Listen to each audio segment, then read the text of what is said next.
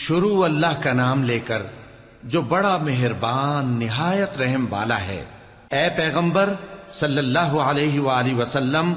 لوگوں سے کہہ دو کہ میرے پاس وحی آئی ہے کہ جنوں کی ایک جماعت نے اس کتاب کو سنا تو کہنے لگے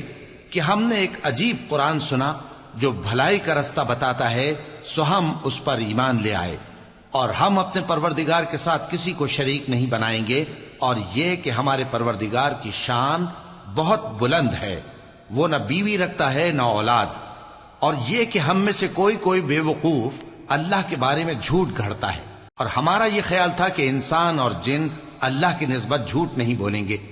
اور یہ کہ بعض بنی آدم بعض جنات کی پناہ لیا کرتے تھے تو اس سے ان کی سرکشی اور بڑھ گئی تھی، اور یہ کہ ان کا بھی یہی اعتقاد تھا جس طرح تمہارا تھا کہ اللہ کسی کو نہیں زندہ کرے گا، اور یہ کہ ہم نے آسمان کو ٹٹولا تو اس کو مضبوط چوکیداروں اور انگاروں سے بھرا ہوا پایا، اور یہ کہ پہلے ہم وہاں بہت سے مقامات پر فرشتوں کی باتیں سننے کے لیے بیٹھا کرتے تھے، اب کوئی سننا چاہے تو اپنے لیے انگارہ تیار پاتا ہے، اور یہ کہ ہمیں معلوم نہیں کہ اس سے اہل زمین کے ساتھ برائی مقصود ہے یا ان کے پروردگار نے ان کی بھلائی کا ارادہ فرمایا ہے، اور یہ کہ ہم میں بعض نیک ہیں اور بعض دوسری طرح کے، ہمارے کئی طرح کے مذہب ہیں، اور یہ کہ ہم نے سمجھ لیا ہے کہ ہم زمین میں خواہ کہیں ہوں اللہ کو ہرا نہیں سکتے اور نہ بھاگ کر اس کو تھکا سکتے ہیں،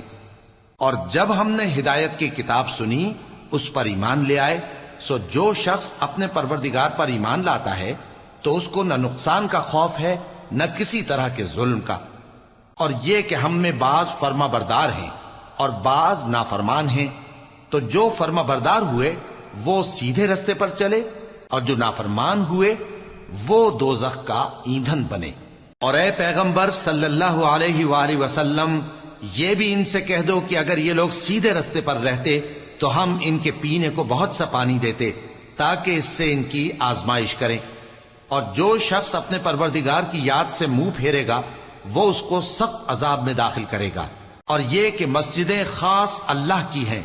تو اللہ کے ساتھ کسی اور کی عبادت نہ کرو، اور جب اللہ کے بندے یعنی یہ پیغمبر صلی اللہ علیہ وآلہ وسلم اس کی عبادت کو کھڑے ہوئے تو کافر ان کے گرد ہجوم کر لینے کو تھے۔ اے نبی صلی اللہ علیہ وآلہ وسلم، کہہ دو کہ میں تو اپنے پروردگار ہی کی عبادت کرتا ہوں اور کسی کو اس کا شریک نہیں بناتا، یہ بھی کہہ دو کہ میں تمہارے لیے نہ کسی نقصان کا اور نہ نفع کا کچھ اختیار رکھتا ہوں، یہ بھی کہہ دو کہ اللہ کے عذاب سے مجھے کوئی پناہ نہیں دے سکتا اور میں اس کے سوا کوئی جائے پناہ نہیں پاؤں گا، ہاں اللہ کی طرف سے احکام کا اور اس کے پیغاموں کا پہنچا دینا ہی میرے ذمہ ہے، اور جو شخص اللہ اور اس کے پیغمبر کی نافرمانی کرے گا تو ایسوں کے لیے جہنم کی آگ ہے، وہ ہمیشہ ہمیشہ اس میں رہیں گے، یہاں تک کہ جب یہ لوگ وہ دن دیکھ لیں گے جس کا ان سے وعدہ کیا جاتا ہے، تب ان کو معلوم ہو جائے گا کہ مددگار کس کے کمزور ہیں اور شمار کن کا تھوڑا ہے۔ کہہ دو کہ جس دن کا تم سے وعدہ کیا جاتا ہے میں نہیں جانتا کہ وہ عنقریب آنے والا ہے یا میرے پروردگار نے اس کی مدت دراز کر دی ہے، وہی غیب کا جاننے والا ہے، سو کسی پر اپنے غیب کو ظاہر نہیں کرتا، ہاں جس پیغمبر کو پسند فرمائے اور اس کو غیب کی باتیں بتا دے